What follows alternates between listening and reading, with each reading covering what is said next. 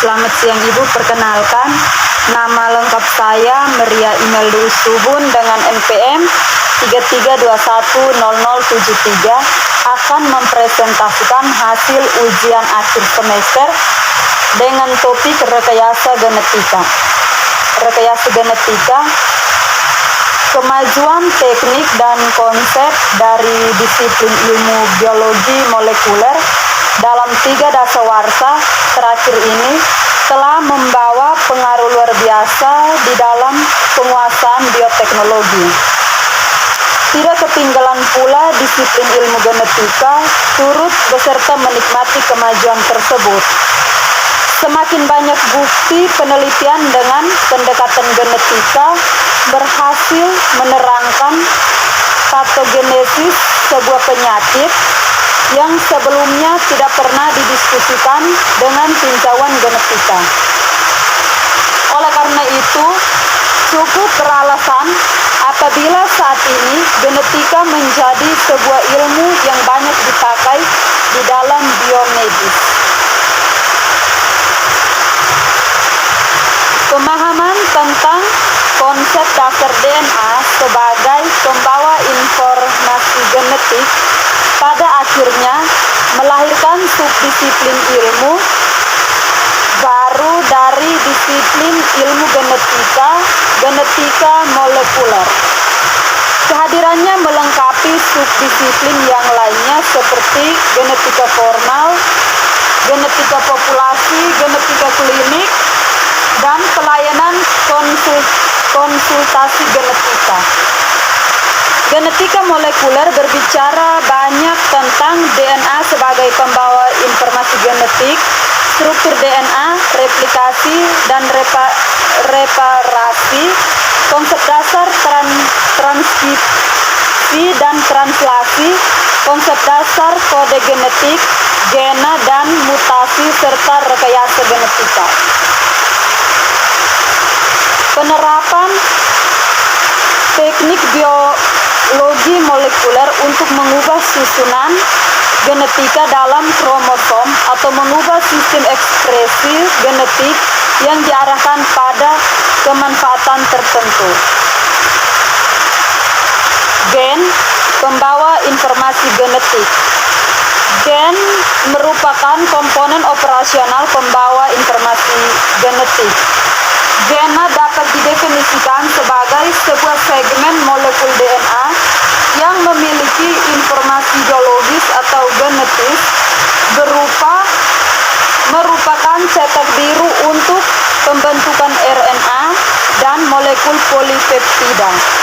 Seperti kita ketahui bahwa urutan nukleotida di dalam genome merupakan penentu urutan asam amino penyusun polipeptida yang dikode olehnya. DNA pembawa informasi genetik. Dengan beberapa studi lanjutan akhirnya diyakini bahwa DNA merupakan komponen ekstrak yang mempunyai kemampuan mentransformasi ini. Hal ini sejalan dengan teori yang hingga kini masih diyakini kebenarannya, bahwa bakteri mempunyai kemampuan untuk menerima segmen DNA asing yang selanjutnya digabungkan dengan genomenya sendiri. Inilah yang bisa merangkap perubahan tersebut. DNA pembawa informasi genetik. Bukti langsung tentang DNA sebagai pembawa informasi genetik pertama kali diajukan oleh A.D. Hershey dan M. Casey pada tahun 1952. Mereka menggunakan bakteriofago untuk percobaan ini. Komponen protein kapsular dari bakteriofago diberi label radioaktif atau S yang berbeda dengan DNA atau P. Pada saat bakteriofago ini menginfeksi bakteri, dibuktikan bahwa hanya DNA yang masuk ke dalam bakteri, sementara komponen kapsularnya tetap berada di luar sel bakteri. Cloning. Cloning DNA. Sebuah segmen DNA bisa diperbanyak dengan cara cloning. Hal ini sangat membantu karena dengan cara demikian dapat didapatkan kopi segmen DNA dalam jumlah yang besar. Untuk selanjutnya, hasil perbanyakan ini bisa dipakai sebagai bahan dasar untuk analisis lebih lanjut. Untuk tujuan cloning ini diperlukan sebuah plasmid pembawa sebuah segmen DNA yang diinginkan untuk dimasukkan ke dalam sel bakteri.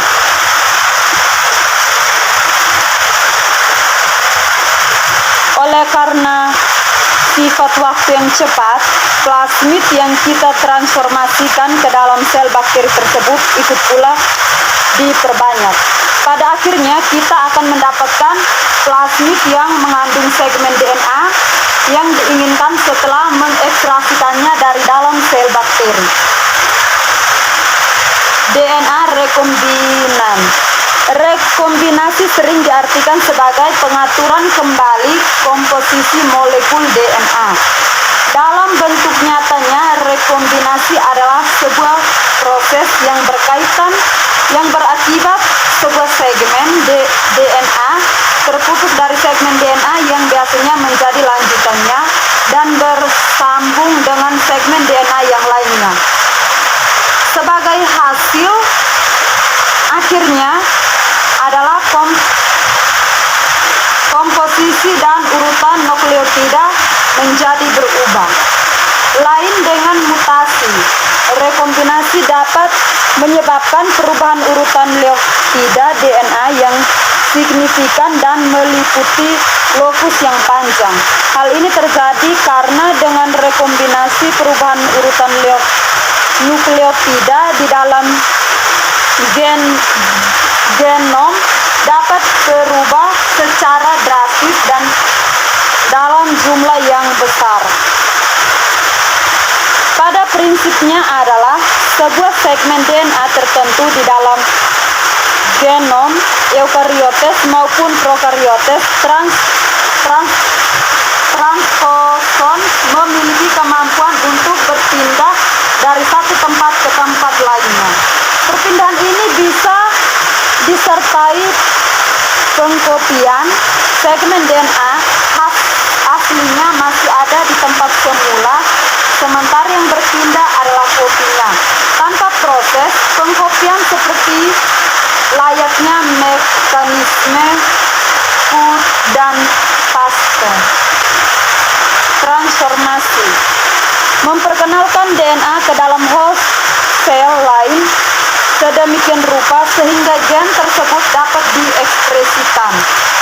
Gen pada DNA yang ditransformasikan harus mampu transkripsi dan translasi untuk membentuk molekul protein, replikasi dan dapat diturunkan dari generasi berikutnya. Untuk mengontrol replikasi dan ekspresi DNA asing yang telah disisipkan ke dalamnya, dapat digunakan vektor, plasmid maupun virus.